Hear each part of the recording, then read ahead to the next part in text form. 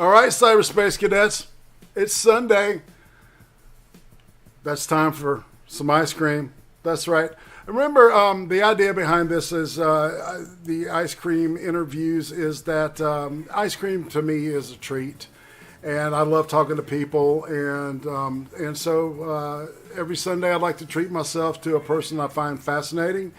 And one of those people is definitely the gentleman that's on deck tonight, the one and only Satsu 2Cents. Hey man, how's it going? What's going on, man? Thanks for inviting me. We've been hanging out for about 5 minutes talking, so I know. Bullshit. Let's see. All right, Satsu. So yeah, we're just going ahead and jump into it. All right. Usually, what I do is I have some icebreaker questions and kind of talk about your, like, all right. How long have you been hanging around YouTube, and what was your main reason for coming to YouTube? I believe it's been a little over 3 years now. And the reason that I started doing YouTube is because I wanted to start a gaming channel. Okay. And I did that for about a year, and it went nowhere. So, true to form, as any new aspiring person who wants to be a YouTuber, I quit and said, fuck it. And then got into the Gamergate stuff and started hearing about that, and that shit started to piss me off, and I'm just like, all right, I'm mad because I can't make a game channel because that shit's not working because the fucking the site is so saturated and it's really hard to do that. And then I'm hearing about all this shit, people trying to shit on my video games, to the Gamergate, tell me that they're horrible, and I'm horrible for liking them, and all that pent up anger. I just decided I'm gonna try something else. So after watching a whole bunch of other people just kind of talk about it and listening to their views or whatever, and I would hear the points that they were making, and I'd be like, yeah, but you didn't make this point. And I would be like, yeah, like literally playing out a video of myself, stating my argument to the screen. And I'm just like, I need to do something with this. So I decided to make a video. I can't remember exactly what my first video was on. But it just kind of snowballed from there because I had so much pent up shit that I need to get off my chest, man. And that's kind of how it all played out. Cool. So, all right, tell me about your name. The avatar is just basically you, right? Yeah, I had one of my buddies, a manga artist, and I had him draw a character model for me based on my likeness. So it looks about as close to me as I've seen anybody ever draw me. So, dude, it looks just like you. It's really well done because it's on your Twitter page. It's got like multiple poses of you with different expressions on your face, and it fits perfect. It looks great. So, yeah, he did a good job, man. Yeah. So where did Satsu 2Cents come from? Satsu is a name that I've been using on a lot of games that I've been playing, like mostly like online RPGs or whatever, and it's short for Satsugai, which means Slayer in Japanese, because I'm a weeb, and that's pretty much all the backstory you need to that. But 2 cents is just seemed to make sense because I'm just like, I want to give my 2 cents on all these situations. So because everybody at that time had been calling me Satsu because most of the people I was interacting with were online. Satsu 2 cents just came out. It was so many other things before that, though, man. Yeah. I went through a lot of different names before I ended up at Satsu 2 cents. But, yeah. Okay, so moving on. Well, let's see. I love to ask stuff like this. Is there a food from your childhood that you hated in your childhood, but you love it now? Let me think about that for a second. A food that I hated as a kid, but I like now? Yeah, in adulthood. Oh, man. I wasn't super picky as a kid. I'm trying to think of something that I didn't like back then. Because I started learning how to cook at a really young age. Right. And I had a taste and affinity for a lot of different things, which is well, at least why my mom said I was a good cook, because I wasn't picky. But I think she just told me that so I can keep eating my vegetables. Well, yeah, and that's kind of like, you know, a lot of people like do talk about vegetables and stuff. So, like butter beans was a thing for me. I like a lot of vegetables, but butter beans I couldn't stand them when I was a kid, but I like them now. You know what? I hated black-eyed peas as a kid, and I still hate them now. so that wasn't quite the question, but there you go. Yeah, I screwed up on this on the background for us. So if you see shit moving about, people in the chat, I apologize for that. It's like usually looks a little more professional than that. So okay. Who would you say is the most influential person from your childhood? This is weird. From my childhood, probably my sister's dad, because he was essentially our dad for a long time, like collectively. The older sister or younger sister? My younger sister. Okay. My younger sister's dad. He was the one who really got me into video games. He got me into being interested in electronics, and when I spent it, because he was an IT person. Right. So I would go over his house and we'd hang out, and he'd have just fucking mountains of computer parts and all types of stuff, and he always had the newest gaming systems and everything, and we spent a lot of time with him, and he took us to the movies and took us all kinds of places. There's a lot of things I would not have experienced as a kid if it wasn't for him. So I pretty much modeled myself after him growing up. And weirdly enough, we kind of, once I became an adult, actually, we began to bump heads, and we ended up at odds with each other, because he was one of those type of people that was a firm believer that age is everything. So as long as you're older than somebody, then you just know better, no matter what the topic is. Period. And I think he really liked the fact that we were kids and we just kind of absorbed everything that he said. But when I got older, you know, I would challenge him, you know, because he'd tell me something. I'd be like, I don't think that's true. And he would get upset and be like, you know, you're a kid. Like, it doesn't matter what you think. I'm an adult. I know you don't. And I'm like, all right, whatever you say. Yeah, a little hard-headed there. Yeah, and we're still cool. Like, that's still my homie. I still consider him a father. I talk to him whenever I can. But yeah, that's probably the most influential person in my childhood. That's awesome, man. Do you have a favorite, like, Christmas special Oh my God. that still holds kind of special meaning for you? Oh, dude. Okay.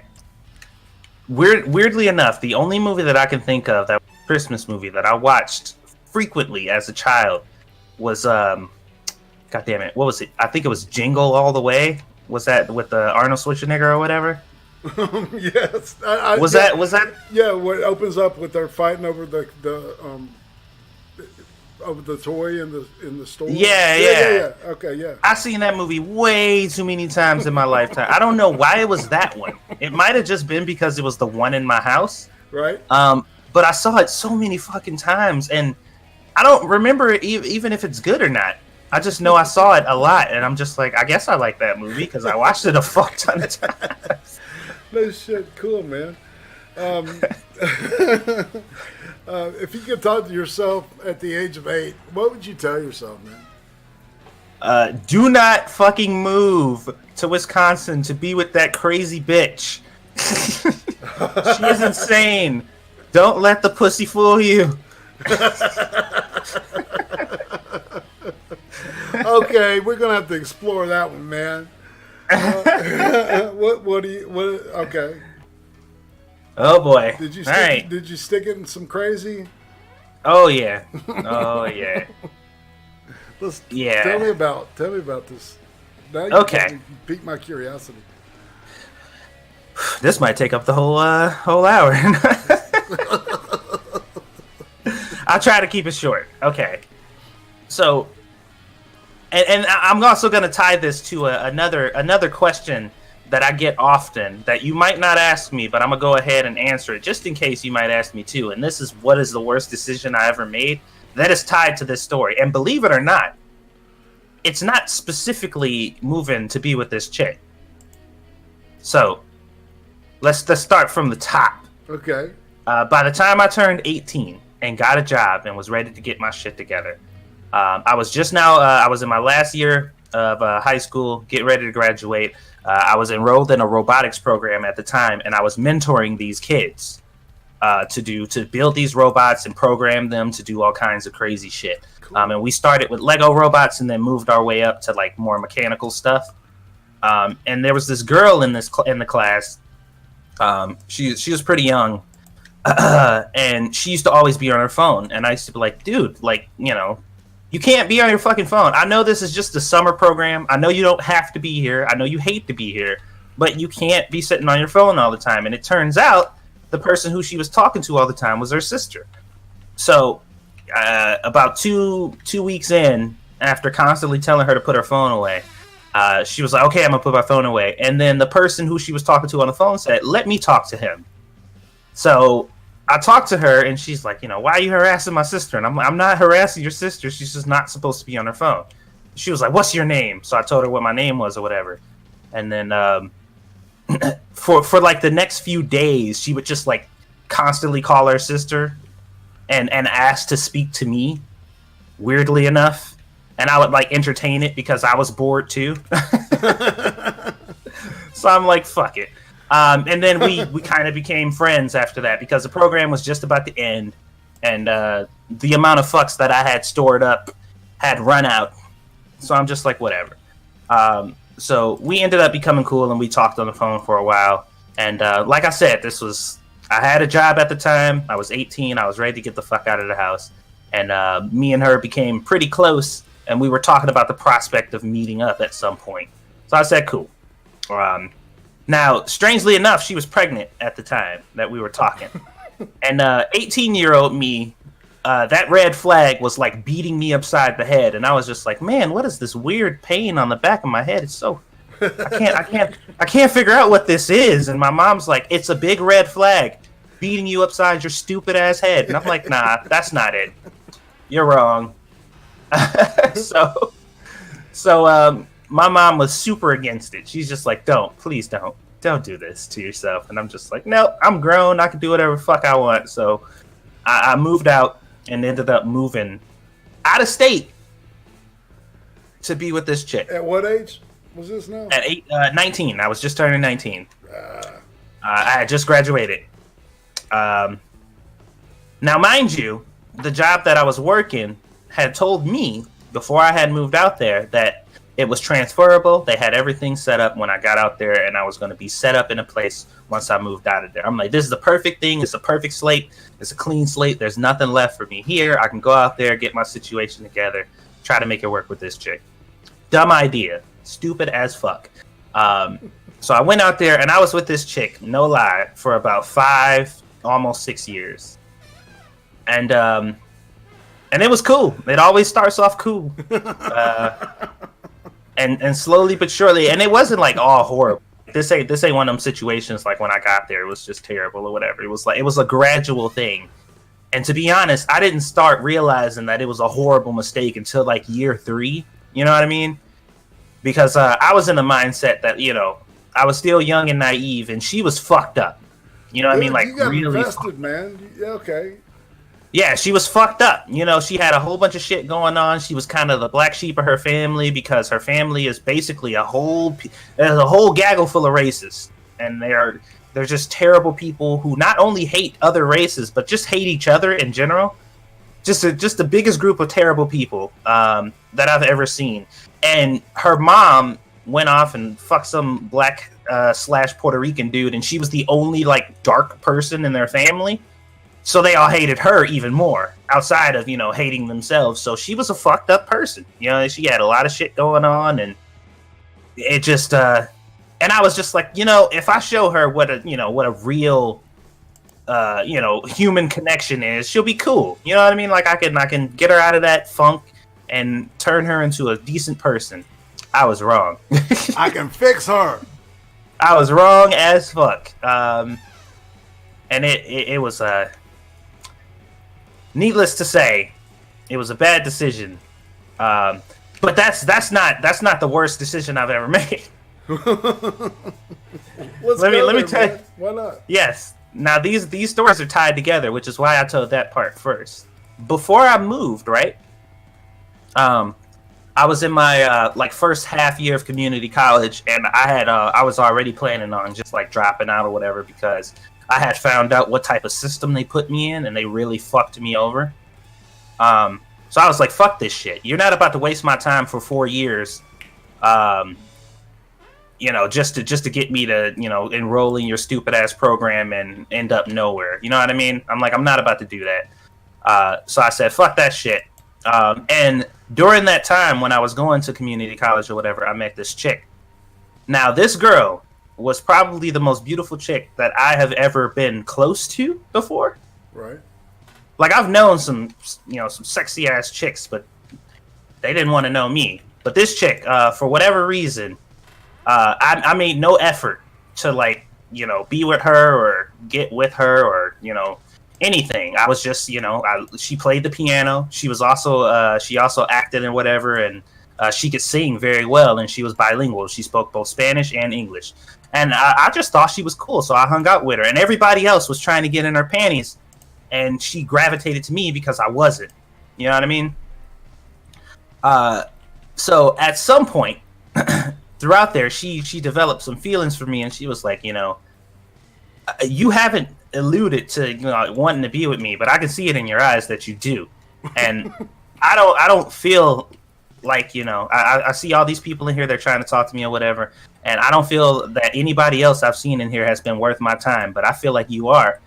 And I told her, like, look, I've already made a promise to somebody, and I'm a person who keeps my promises. If I didn't promise to this person that I was going to go through the effort and do all this stuff or whatever, then I would be more than happy. But I have to respectfully decline because, I don't break my promises. and that was dumb as fuck. That was dumb as fuck. The most beautiful chick I think I've ever encountered. She was bilingual, spoke both fluent Spanish and English, could sing. She was an actress. And I was just like, no, I'm going to be with this deadbeat bitch who got a baby. Dude, you kind of sound like me in a weird way. Oh, fuck myself. Dude, it was one of those things where I was just like, man, what the fuck is wrong with me? It's weird, like, talking about relationships and shit. It's like, don't you have like an anniversary coming up tomorrow? Yes, me and Squishy's 3-year anniversary is tomorrow. Right, of being together. It's like, Mm-hmm. all right, why don't you tell everybody about you and Squishy is his wife, all right? For yes. those that do not know, this gentleman is married, and I'm proud of him for that because that's a ballsy step that a lot of people aren't willing to take nowadays. So, all right, yeah. So when did y'all meet, and when did you know that you were in love with her? Okay, so you remember how I said I was done making really dumb decisions? Yeah. So, okay. Now, to be fair, before I get into this, to be fair, this dumb decision led to me being married and as happy as I've ever been. So that is my precursor to letting you know how this whole situation played out. So, I had a friend that I was pretty close to when I used to work at Target. And she ended up leaving this Target store and she ended up working at like a Burger King or something like that. And I ain't seen her for about 2 years. I ended up seeing her at a convention or something, and she had asked me if I wanted, well, not a convention, it was a carnival I saw her at, because they do this carnival behind the Target that I used to work at. And I had asked her, like, how you been doing? What's been going on? And she's like, oh, nothing. There's an anime up, and I want you to go. I haven't seen you in a while, and we can hang out. And I'm like, that sounds fucking amazing, because I've never been to one before. At the time, I was working a really good job and making some good-ass money. Like, I mean, really good money. So I was like, fuck it. Hell yeah, I'll go to a convention and blow some fucking money.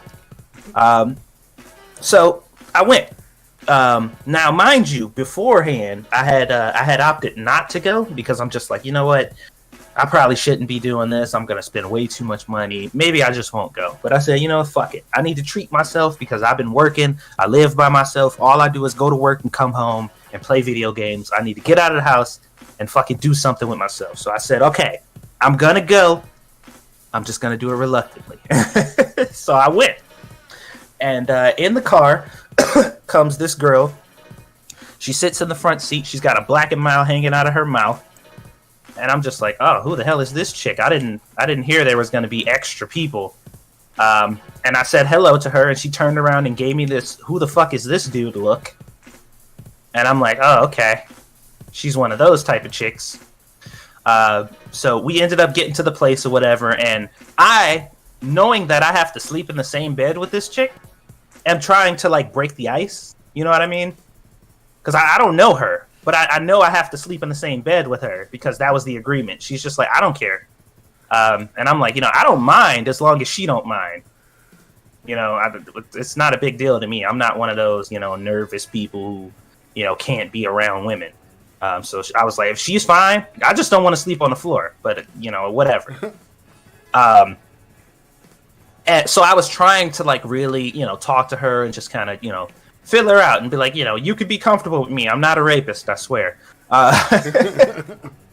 And she was really like cold shouldering me. You know what I mean? Just like, you know, like you seem like a nice dude, but could you fuck off? And I'm just like, oh man, okay, maybe I should like back off a little bit.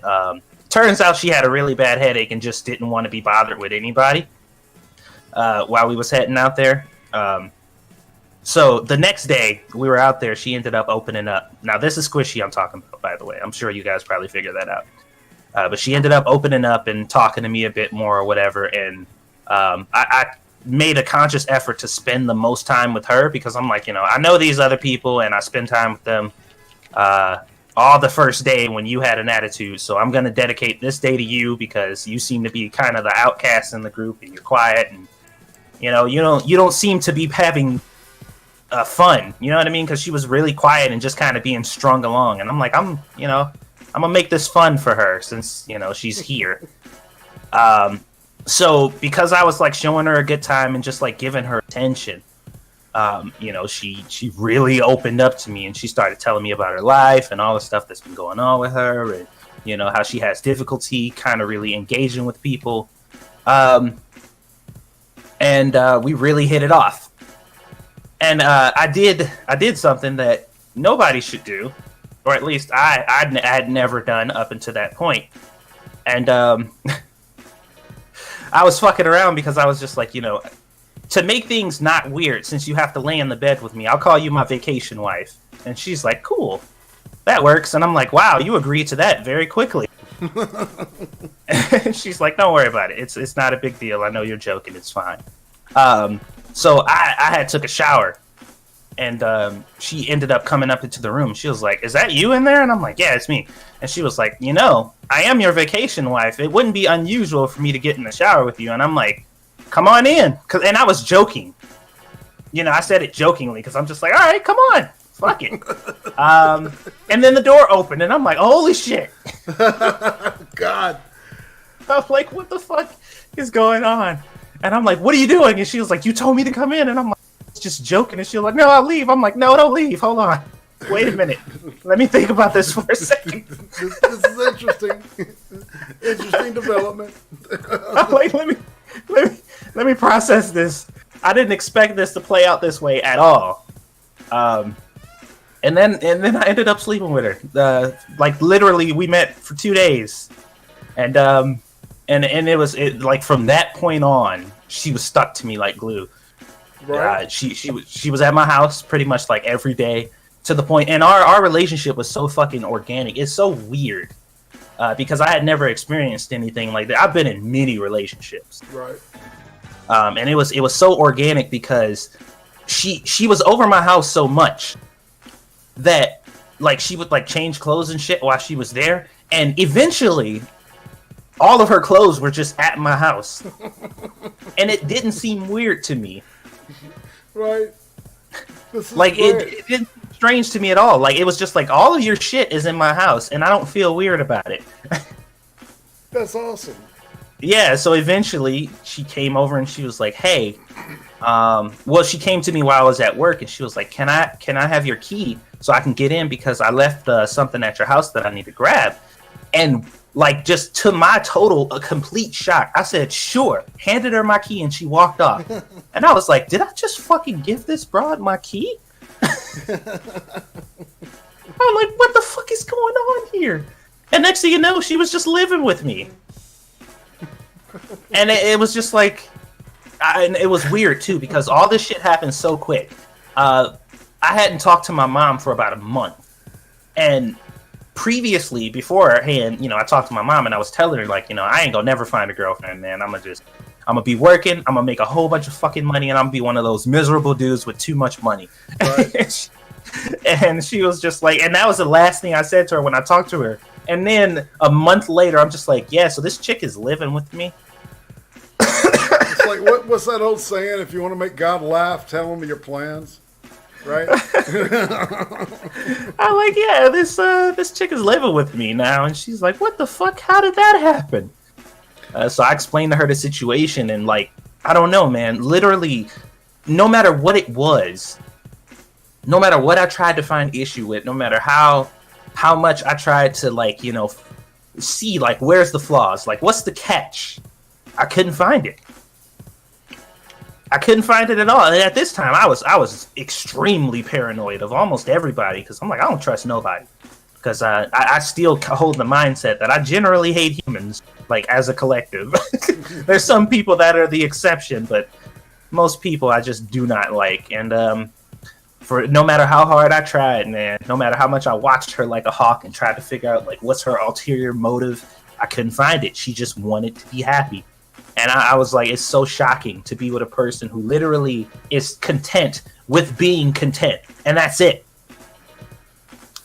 And I was just like, yeah, I got to marry this chick. That's all right. So how long you all been married now? We've been married. We got married on August 8th, August 29th. Sorry. So it's been, shit, what the fuck month is this now? Shit. So we're right at the 3-month mark. Yeah, 3 or 4 months we've been married. Right. And I like not an ounce of regret. Not an ounce of I made a mistake. Which is weird, because I've never been sure about it. Like, nothing. So, nothing I've ever done I've ever been sure about. I've always been like this kind of nervous wreck that's been unsure about everything. And even now, I got my YouTube channel and it's doing relatively good, and I'm still unsure about that and whether or not that's going to be going. But the one thing I can say that I am 100% certain is I picked the right person to be with, which is a fucking amazing thing to be able to say in 2018. I totally agree with that, man. So do you guys plan to have kids or anything? Oh yeah, dude. Okay.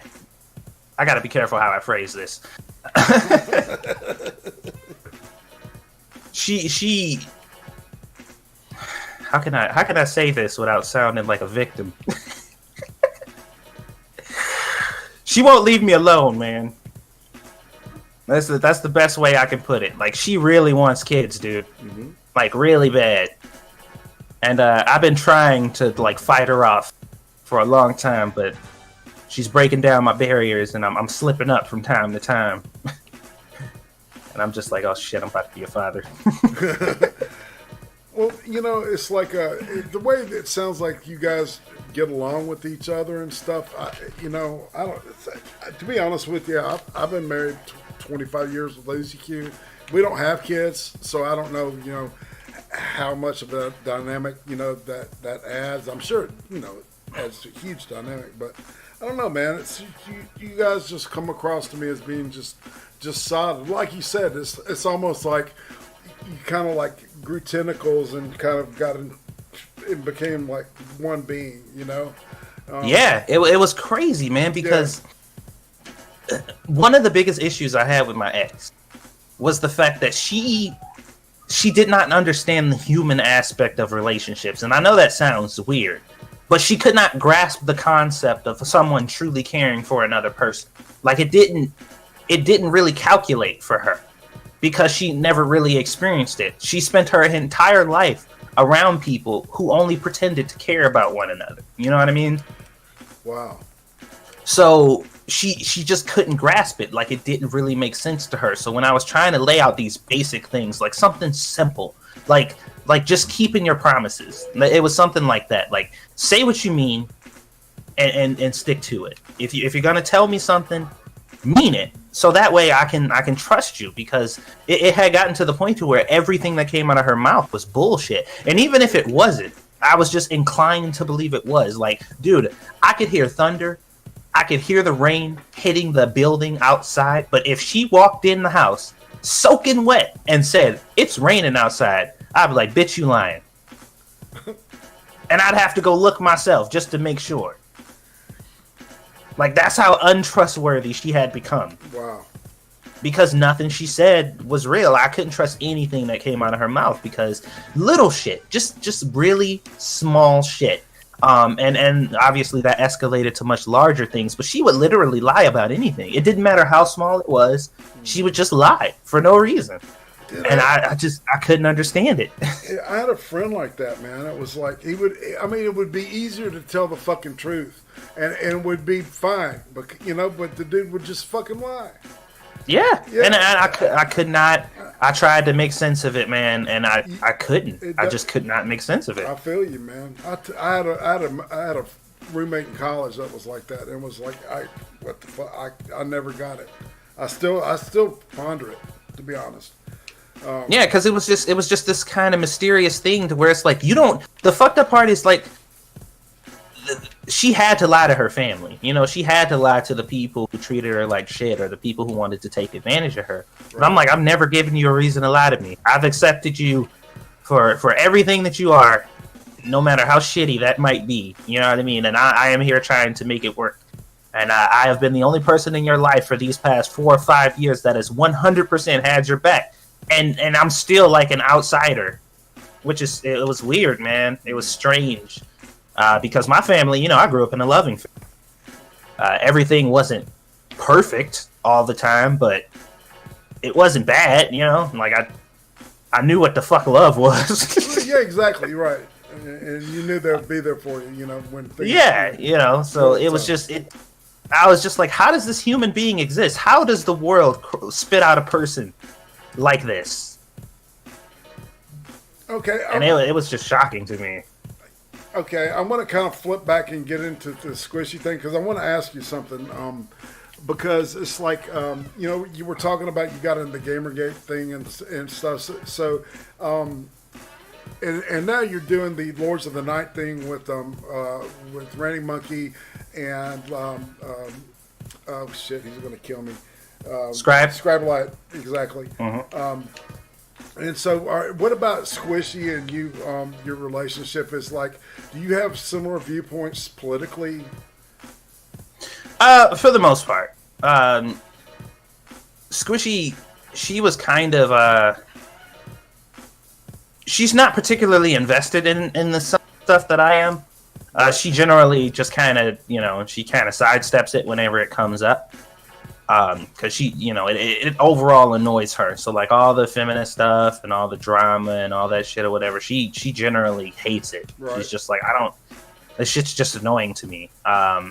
So we're pretty much on the same page when it comes to most stuff. And honestly, as we've been together and she's kind of been sideways experiencing some of the things that I have, she's getting like me, you know what I mean? Like, right. People at work, she hears them say some shit that's like off the wall, and she's just like, oh my god, I cannot believe you just said that dumbass shit. And she comes home and she like vents to me about things that I've talked about, or she shows me stories that I can talk about or whatever. Like, she's super supportive. To be honest, I couldn't even tell you what her political affiliation is, because she doesn't really have one. She generally just doesn't care about anybody else but me. Well, see, in the African American community, I mean, it's kind of a trope that everybody tends to vote as a monolith, democratically, right? Oh yeah. You know, and it's like, did either you or her ever vote as a Democrat? I mean, the first time Obama ran for president, I voted for him. But I never really, I was one of those people who was very uninformed about what was. I just didn't know because I really didn't care. Because I was so detached from the rest of the world. Because I don't give a fuck about what everybody else is doing. As long as I got my video games and I can chill out and pay my rent and do all this shit. I don't care about what's happening in the outside world. Fuck all those people. I could care less about all this government bullshit. And it was my philosophy that if you don't know anything about then I would prefer you not vote. And I what's up? Sorry. No, that's good. Go, keep going. Yeah, and I know some people are just like, no, you have to what? And I'm just like, no. If you don't know shit about any of the people and you're just going in there circling names because somebody told you had to, then I don't think you're helping anything. I really don't. So just don't. And I was like, I don't know shit about these. I've never seen none of these games except for, by proximity of just being in a room where the news happened to be on and I happened to hear this person. I don't know shit about any of these people. So I didn't engage in it because, I didn't. But around the time when Obama first became president, because it was so different, and it wasn't because it was just because it was something different. And the message that I heard him saying, like the shit that he was talking about when he first ran, it actually caught my interest for a change because it wasn't the same old boring shit. It was like something different, and it was a he was talking about change, whether he meant it or not, or whatever happened when he came out. That's irrelevant, really, because none of it I actually cared about in the end, anyway. Right. But I was going to ask you because it's a couple of my friends that are African American said that they felt like he kind of pulled a bait and switch on them. Well, I don't feel like he did that. I feel like what happened with him is he got into office and came to the realization that a lot of the idealistic shit that he was spouting, he realized that once you get in there, this shit ain't that easy. All the stuff that you wanted to do and that you were talking about you were going to do wasn't that simple. Wasn't as simple as you was laying it out. Like, change just don't come because you say it's going to. And he hit all the walls that I figured he would hit when he got in. I think it was particularly a lie or a bait and switch, really. I think once he got in, he really realized, like, this shit ain't just going to happen. You know what I mean? And like I said, after the first year of him being president, I just kind of stopped caring again because that came with a whole bunch of drama and all these conspiracies and other shit going on. And I'm just like, I didn't care that much to begin with, and now I really. It's just too much shit. Yeah, it's just, it is what it is. But politicians, to me in general, I have an unhealthy, just pure dislike for politicians in general, regardless of whichever position they're in or whatever they claim to stand for. But that's for my own little personal reason. Well, yeah, I look at my description of politicians is usually like feces with teeth. I mean, I'm being honest, man. I can't stand the idea of politicians, much less anyway. But all right, so moving on. You have a favorite genre of entertainment. You love games. What about like movies or reading or what? I watch a lot of anime, dude. Okay, well, that's part of my question. All right, who's your favorite anime character and why?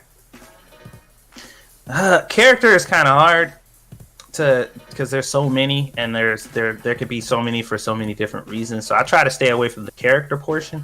I have a lot of favorite shows, but once again. I have so many for different reasons. I typically like shows that are cerebral. You know what I mean? Like shows that make you think.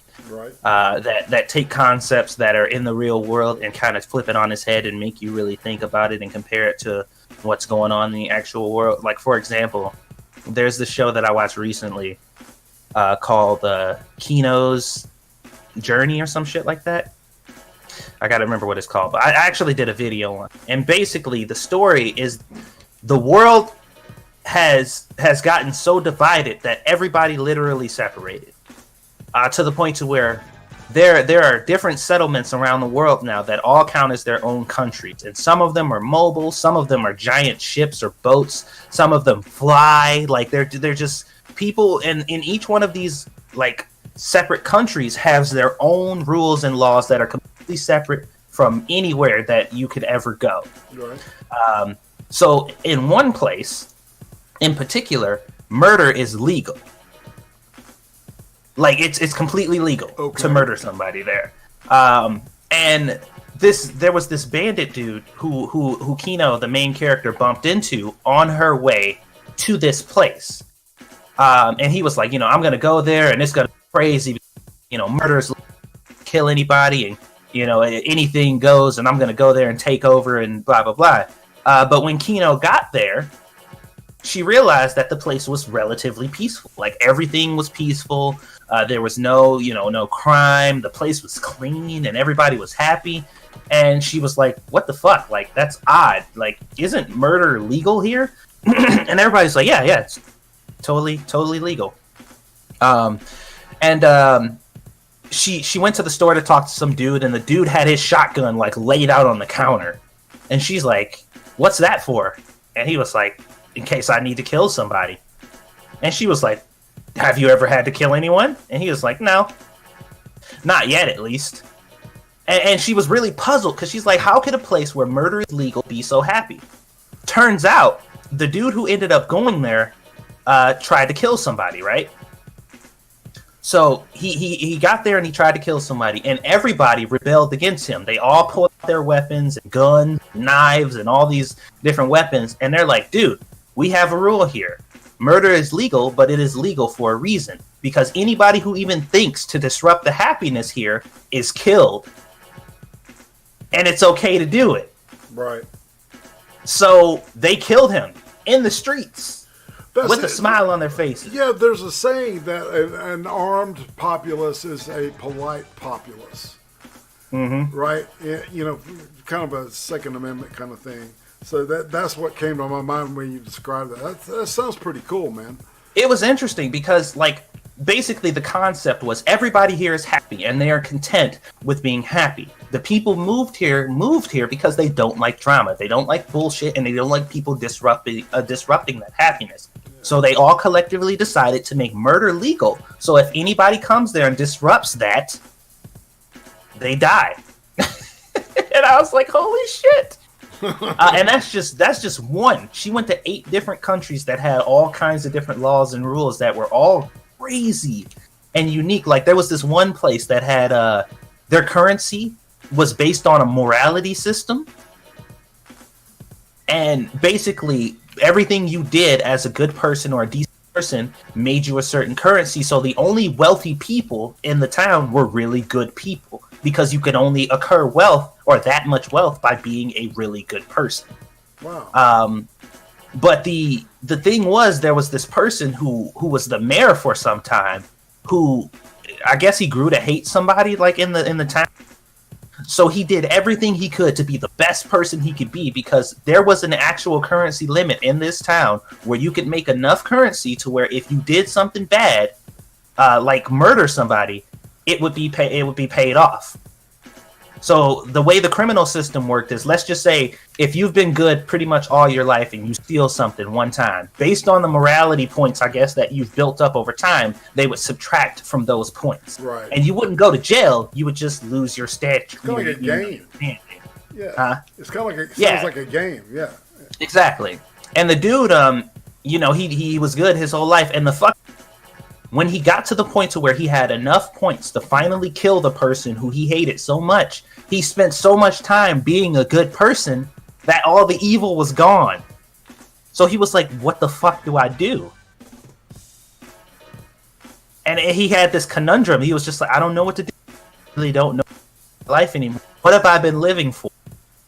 Because I spent my entire life pretending to be nice to people to kill this person. But in doing that, the hatred is gone. So I feel like I've been living for nothing. It was crazy. That's kind of you're getting into deep philosophy and spirituality. So that, I mean, did you say that was a manga or It's an anime. It's an anime. It's an anime. That's pretty deep, dude. Is it like a sequential anime or like a movie type? It has like, I think it has like 12 or 16 episodes. Right. Is that like on available on Hulu or Netflix? I'll look it up. It sounds interesting as fuck to me, dude. And I watch so many shows like that, right? Because they're really interesting and they're mind bending. Well, yeah, you see, there's a lot. There's so much fucking mental pablum out there. It's really fun to get into something that really gets your brain that noggin jogging. Exactly. Yeah. Yeah. All right. Do you have any guilty pleasures? Let me see. I'm sure I do. I just got to think of it. It's kind of hard to talk about guilty pleasures when you don't give a shit what people think about what you do. You know what I mean? Right. Because it's like I'd have to be guilty. I feel guilty about doing it in order for it to be a guilty pleasure. Let me see. I know there's something though. I just got to think of what it is. Come back to me on that one. Yeah. Okay. Is there something about Squishy that you really love that you want? But she would be really embarrassed if you talked about it. Okay. So here's the thing. Squishy, dating her is almost like dating 3 different people because she has 3 different personas that she puts forth. There's her outside Squishy, the Squishy that she lets everybody see. Right. There is the neutral Squishy, the Squishy that she does when she's around people she likes. And there is the lovable, fucking super cute, baby talking Squishy that I have only ever seen. Right. And it is fascinating to watch her alternate between the two. Now, the Squishy that I live with, the one that I see every day or whatever, nobody knows her. The only person who has ever met that person is me. She bounces around this house all bubbly, and she cuddles all up on me or whatever, and talks like a baby whenever she wants shit that she wants. Just adorable as fuck. Just super adorable. And then the moment anybody else shows, she immediately turns into neutral Squishy, where she's like, pretty much indifferent about everything, don't really care, kind of distant. And then when she's at work or when she's on stream with me, she turns into the person that everybody else in the world thinks that she is, and that's an irritable bitch. And she just, she's just mean as hell. She's mean to me on streams. She's mean to me when we're like, I just like, what the fuck, man? But it's so funny, man, because she turns into a fucking pup, like a little puppy dog. Well, she's at home, just bouncing around and being her cute little self, all bubbly and. I think that's one of those gifts of being with your life mate, your soulmate. Yeah. Right. That you get to see parts of you get that person that is your other half, right? And nobody else gets to see that because they're not in the relationship, right? Yeah, but it's so extreme in this case, like because of the fact that. Like, she refuses to act that way outside of the house. Right. You know what I mean? Like, that whole cutesy version of that, I didn't even know that existed until she stayed in my house long enough. You know what I mean? I'm like, where the fuck did this come from? That's fascinating. Yeah, it is. It's crazy. And it's like it activates under certain conditions. And that's it. And there's nothing wrong with it. Like, it's not a problem. And it actually, as an egotistical male, it's actually kind of one of those things where, yeah, that's exclusively for me, nobody else. Right. But sometimes I do wish that she would, branch out and show people that kind of sweeter, not evil side of her. All right.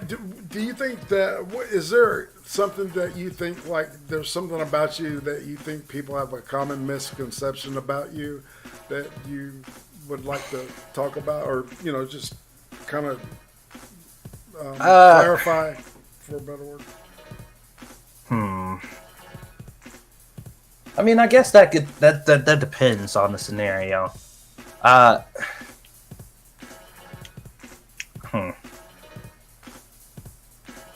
A lot of things come to mind, but they're all situational. Right. I get it. I mean, I guess one misconception could be the fact that I'm actually invested in the fucketry that I talk about frequently. Because when I talk about these topics, I do seem pretty passionate, and it seems like it's something that I really care about. But I'm just blowing off steam. Like, honestly, I truly don't care about a lot of this shit. I get it. And not in a kind of elitist kind of I'm bigger than this shit type of way. It's just like it's inconsequential to me. Like, it doesn't matter. Right. At the end of the day, it's shit that I usually can't do anything about. You know what I mean? Right. If that makes any sense. Yeah. All right. What about? Do you have a favorite book? I don't read often. Like, I used to read in school because they made me, and the only book that I remember that I read that I was very fond of was this book that I read in like the 4th grade called Lovely Bones or some shit. Don't ask me what it's about now because I forgot, but I have very fond memory of the book. Like, I remember enjoying it. So it must have been good, but don't ask me what it's about now. Well, the main narrator is a dead girl that's talking about, solve the crime, solve the mystery of who killed me and why. Right? Yeah. Okay. Yeah. Yeah. That ended up being a pretty decent film. What about? Do you and Squishy engage in the show called Game of Thrones? Did y'all watch that? Dude, surprisingly, I have never seen an episode of Game of Thrones. Not one episode of Game of Thrones. It's just like, out of all the people that I've talked to about this, and I asked them this question, only 2 people have been Game of Thrones, and I've done this more than 24 times. So it's funny. I love it. I don't know why. Like, it's not that I don't want to watch it. Yeah. It's just I don't know. Like, nothing has really compelled me to. You know what I mean? Yeah. There hasn't been anything about it that's like. And I know that initially they were like, "There's hella titties in this show," and I'm like, "Oh, cool! I gotta check that out." Yeah. I just never did. I feel you, man. And that's really, to be honest, a reaction that a lot of the people that aren't into it have. It's similar to that. I asked you about your guilty pleasure. Let's see. Is there anything that I haven't asked or talked to you about that you really want the people, see, most of the people that are going to see this are going to be people that know you through the Lords of the Night and through your gaming stuff. So is there something that you want them to know about you that you don't think they know?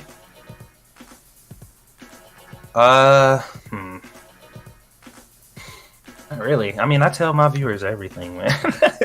Like, I don't know. I don't feel like there's much that I hide from them, outside of the fact that as of late, I've been getting really burnt out with all this political shit, and I have really, really been getting into my gaming channel. Like, because I didn't mention this, but I've resurrected the gaming channel thing, and it's been going exceptionally well. And because this was what I initially wanted to do, like the whole reason I got on YouTube in the first place, Right.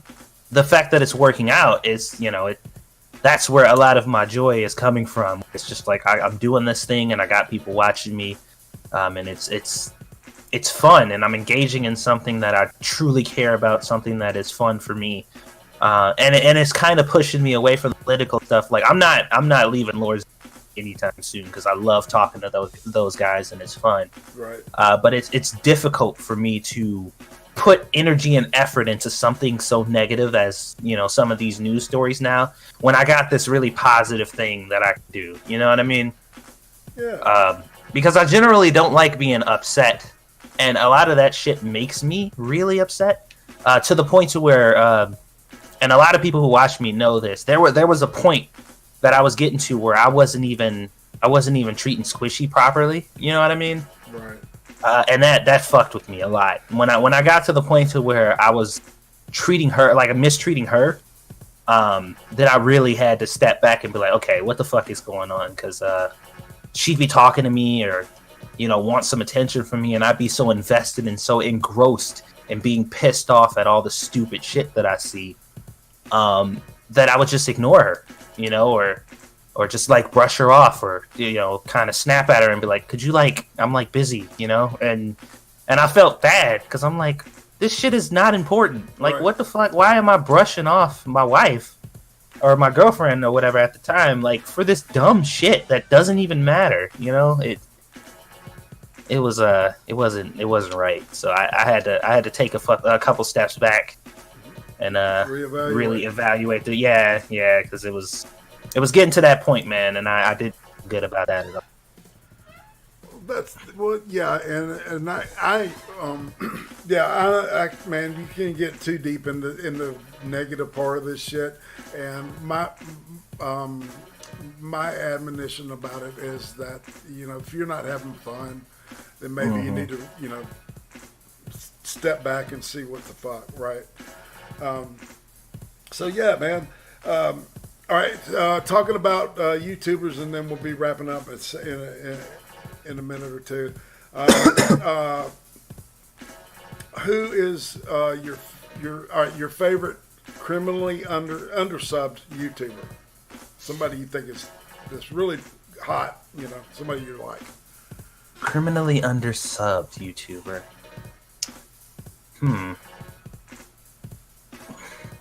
Let me see. Most of the YouTubers that I watch frequently, like the ones I watch often, have very large audience. I'm trying to think of a channel, and a lot of the smaller channels that some of the smaller channels that I watch, I don't even know how many subs they have, to be honest. Right. Damn. I'd actually have to go look for that. Well, let me ask you this. All right, let's put it this way. Who do you think's just fucking overhyped? I mean, it's just not worth it. You don't get it, all right? How big, because they're so huge, it's just ridiculous. Doesn't make any sense. There's a lot of gaming channels of people, and there's none in particular, but there's this particular type of gaming channel that irks me every time I see it. And basically, just to give you a general kind of a perspective of exactly what I've experienced when it comes to this, is I was looking for a Call of Duty video, right? Because I wanted to do like this Easter egg or something on the zombie map. And I was watching the video and playing the game at the same time. And I had gotten so engrossed in the game that I had forgotten that videos were still playing. And probably 3 hours later, I had watched like 15, 20 videos. Now, I thought that it was all the same person. After like 20 videos down the road, I'm thinking it was the same person. And I'm just like, man, this person was really interesting. They know a lot about this game. Turns out, almost every video was somebody different. Oh, so yeah, it was YouTube feeding you somebody different each time, right? Yeah, but that fucked with me because I'm like, all these channels are just carbon fucking copies of each other. Right. Oh, I see what you're saying. Yeah, man. Yeah, and they all do the same thing. They talk in the same way. Their manner exactly the same. The way they get excited about things and they exaggerate certain words. It's literally a carbon copy. And I'm like, I cannot believe. I literally couldn't believe it. I had to go through and make sure that I was really watching different channels because I'm like, I swear to God, they all sounded like the same person. But I think that's good for you to be able to spot, man, because I think, wouldn't that give you an idea of what not to do, right? Well, yeah, definitely. The market is still tough, and unfortunately, you kind of have to be that way. Like, YouTube has set it up to where if something works, then it works, period. Right. And if you mimic it properly, you can somehow get that way, because there's a lot of people. Like one of my friends that I was talking to, he had said he was watching this one YouTuber so much, for a particular amount of topics or whatever, and he searched up this one thing that was related to that topic and watched the video that he thought was the person that he had been watching the whole time. and started watching that person thinking that it was the other person. And he had watched that person so much, it took him like 2 weeks to figure out, like, wait a minute, this ain't the person that I've been watching. He's like, this is a completely different person. That's crazy, man. That is wild. Like, dude, that is fucked up. Because all their thumbnails look the same. Like, there's a formula. Right. People follow that formula, and that really pissed me off because the whole, like, if you're just like some of these channels too, like I watch some channels where the dude's like monotone, really boring, puts no effort in their thumbnails or whatever, and they just, you know, they're not doing anything really of note, and they're just loaded with subscribers, and I'm just like, how are you doing this? What is this magic? And that's just in general. Like, it ain't a particular channel that I could really point out. Just YouTube as a, like, you know, the general climate of YouTube really depresses me sometimes because, you know, it's kind of really based on luck or how well you can really mimic the status quo, and that's lame. Right. Yeah, I 100% agree with what you're talking about. But, you know, to be honest, man, that's all I've got question-wise. Is there anything you wanted to explore before we call it a day? I'll let you guys know that pretty soon after this, about 7 o'clock, me and Monkey are going to be playing 7 Days to Die over on 2 Cents Plus. That's my gaming channel. Other than that, you know, you guys can follow me on Satsu 2Cents. That's my regular channel. We do Lords of the Night. There won't be a Lords of the Night tonight because it's Sunday, and we usually take Sundays off. But Alpha 17 is out for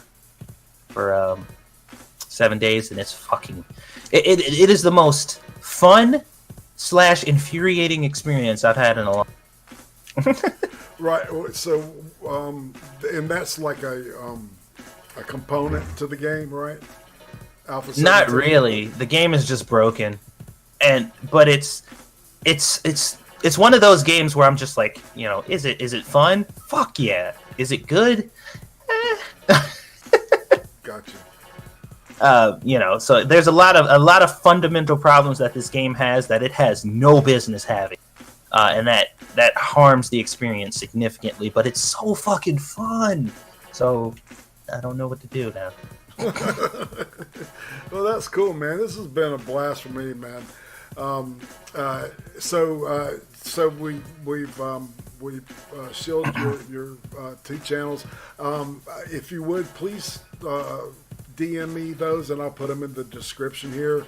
And I'm sorry I didn't get those ahead of time. I've just been busy. I apologize for that. That's cool. But yeah, and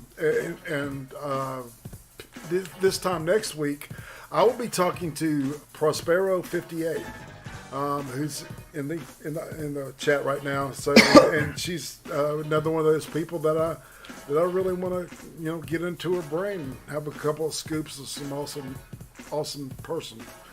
But yeah, I guess I'm done too, man. So you ready to call it a show? Yeah, man. All right. Well, this is Satsu. Yeah, can you hear me? Yeah, say goodbye. Oh, bye, guys. All right, and this is IRATE Prostate saying I'm OUT, and see y'all this time next week. Tomorrow night, of course, IRATE Monday, doing the news, and we'll see you then. All right, bye.